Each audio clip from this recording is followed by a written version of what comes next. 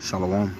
First and foremost, I'd like to give all praises, honor, and glory to Yahweh, Bahashem, Yahweh Shai, Bahashem, Rakakradash. Double honors to the elders and apostles of Great Millstone, rule well, and peace, love, and salutations to the hopeful elect. This is your brother Dawada from the Men of Valor Camp here in Greenville, South Carolina, coming back with another video in sincerity and in truth. Lord willing, it can be edifying. And title of this video today, through the Spirit, is going to be good things come to those who wait. All right, and practicing patience.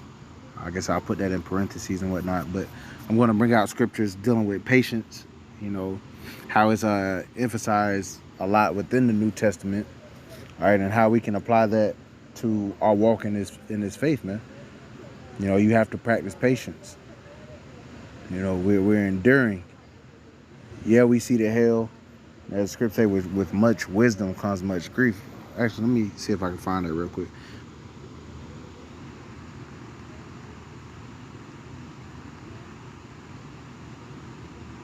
Let's grab it real quick.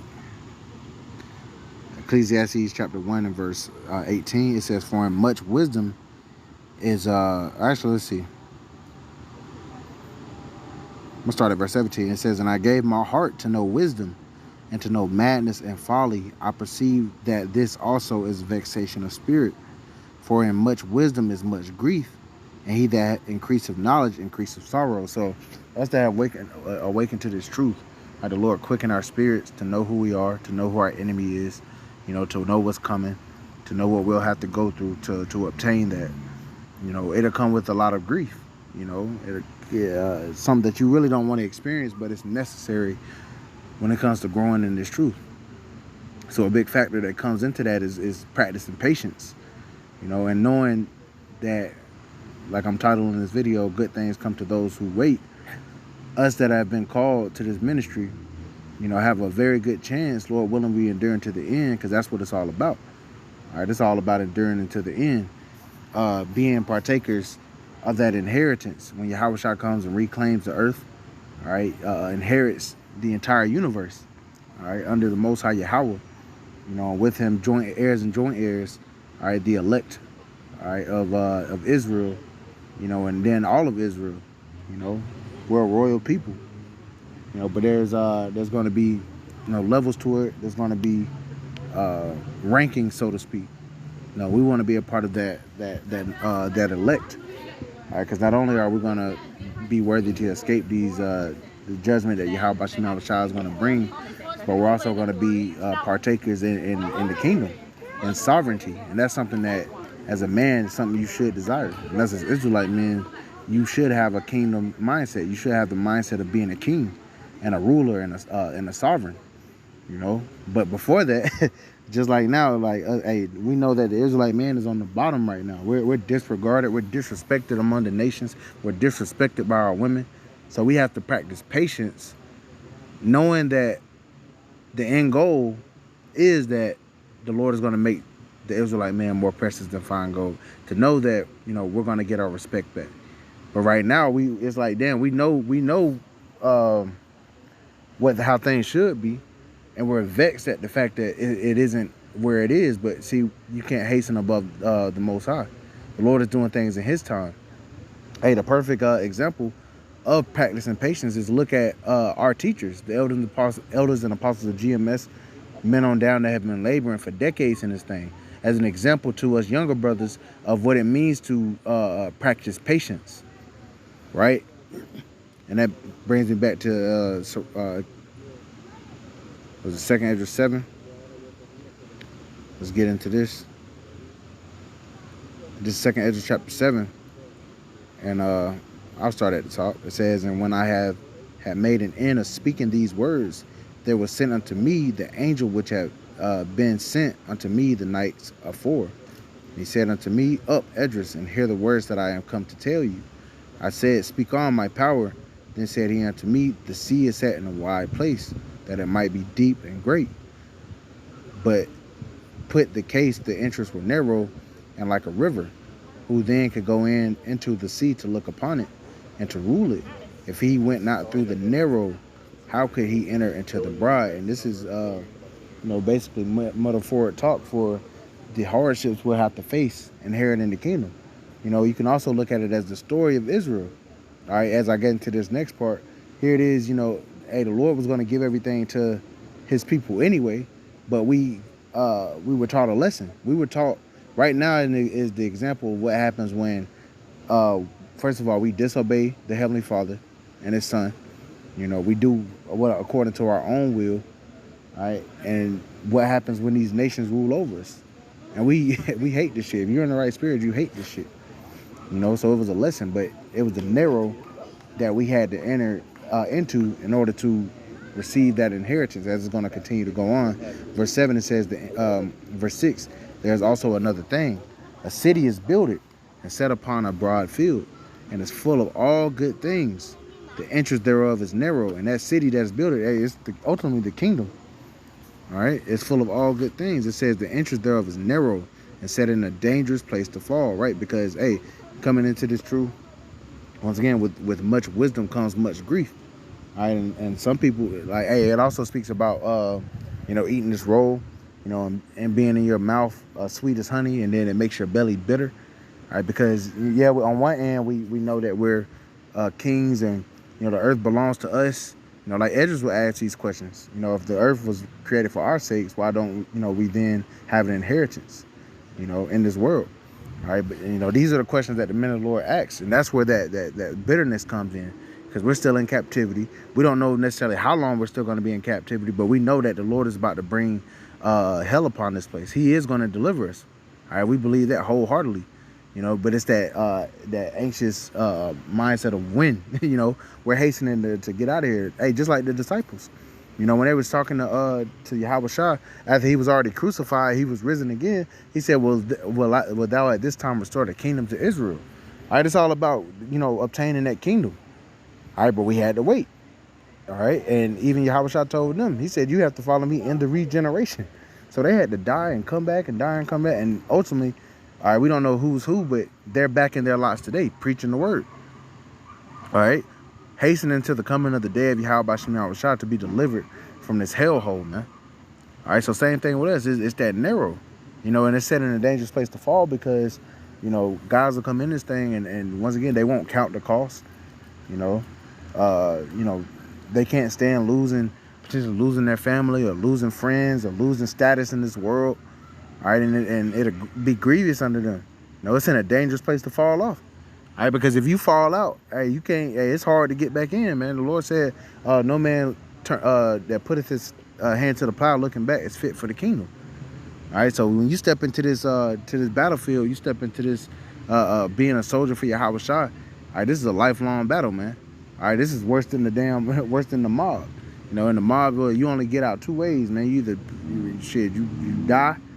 You know, or pretty much you go to jail. I don't know the exact two sayings, but hey, with the Most High, it's different. Hey, if you came into this truth and you fell out, hey, it's very slim that you're gonna have that deliverance, and that's why we focus on, you know, remembering that, so that we don't, you know, get weak in the spirit, so that we can continue, you know, basically, hey, continue on in this path.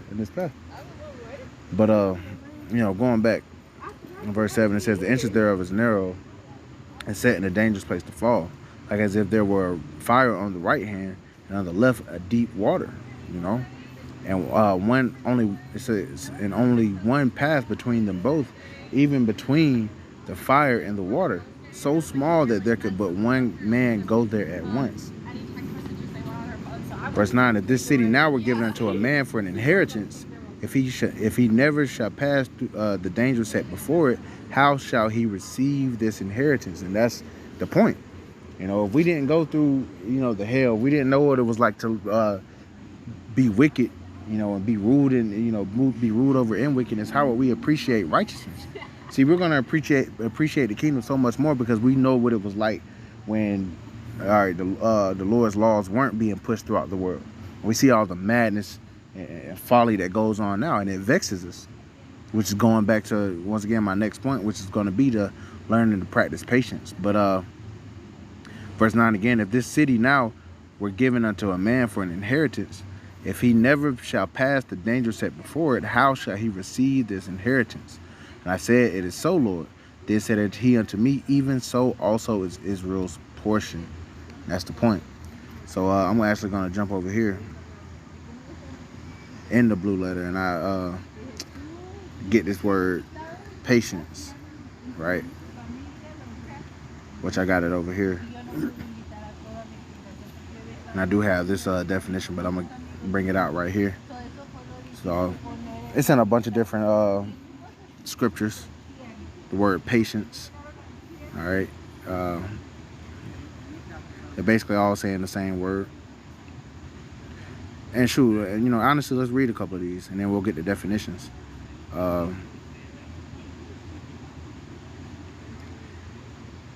Right, let's get this. All right, Luke 21:19, it says, in your patience possess ye your souls.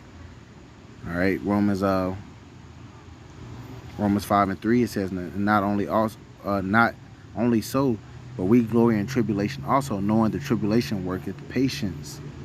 Romans 5:4, and patience experience, and experience hope. Romans 8:25, it says, but if we hope for that we see not, then do we with patience wait for it. All right, we're hoping for what we don't see. We're hoping for the kingdom. We're hoping to see Yahushua come back, crack the clouds, put these devils in captivity. All right, so we hope for that we see not. It says, then do we with patience wait for it. All right, that's just a couple examples. So let's get this word in the Greek.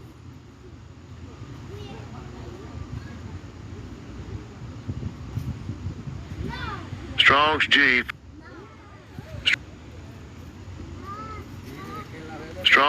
5281. Hupamane, right?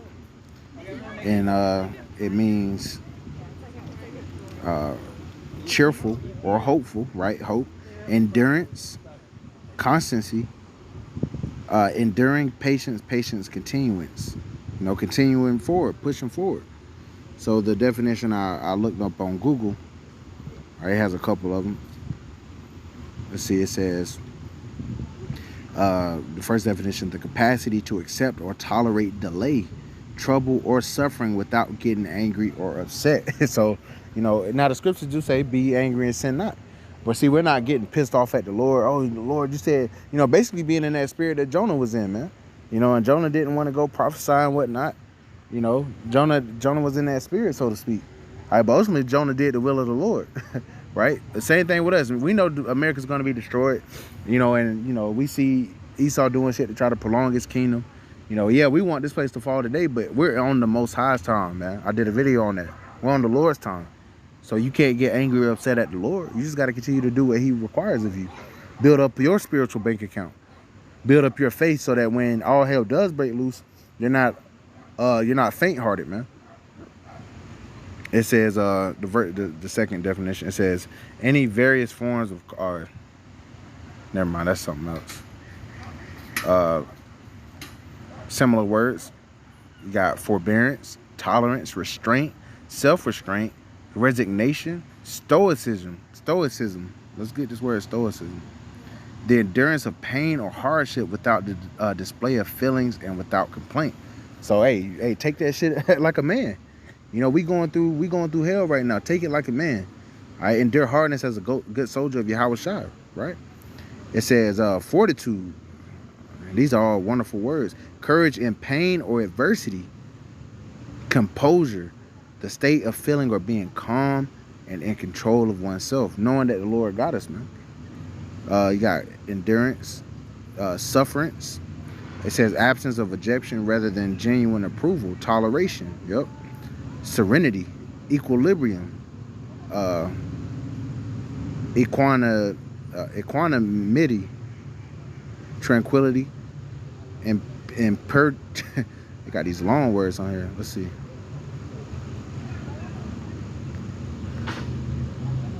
You got understanding. It's not letting that word come up. Lenience, indulgence, kindness, consideration, longanimity. You know, a bunch of synonyms, man. All right, but you know, Going back to the main definition, it says the capacity to accept or tolerate delay, trouble, or suffering without getting angry or upset, enduring that hardness. You know, endure. He that shall endure until the end, the same shall be saved, right? So, you know, hey, we must practice patience in this thing, man. You know, but we know good things come to those who wait. We know the kingdom is coming. If you don't go through that narrow, how should you enter into that broad? As it said in 2nd Ezra, the 7th chapter. And that's just something to think about, man. You know, so, you know, I ain't gonna beat a dead horse. You know, hey, once again, title of this video is good things come to them that wait. You know, we and us that are in this truth, we know what's coming, man. All right, and now we know in part, we prophesy in part, but we know, all right, we're gonna have total rest, man. We're gonna be at peace. That's something that we hope for. But on the latter end of the video, we got you know, learning to practice patience. All right, brought that definition out. So Lord willing is edifying as well as exhorting. I want to give all praises, honor, and glory to Yahweh, Bahashem, Yahushua, Bahashem, Makakadash, and double honors to the elders and apostles of GMS, Great Millstone, all right, who rule well. Peace, love, and salutations to the hopeful elect. Till next time, Shalom.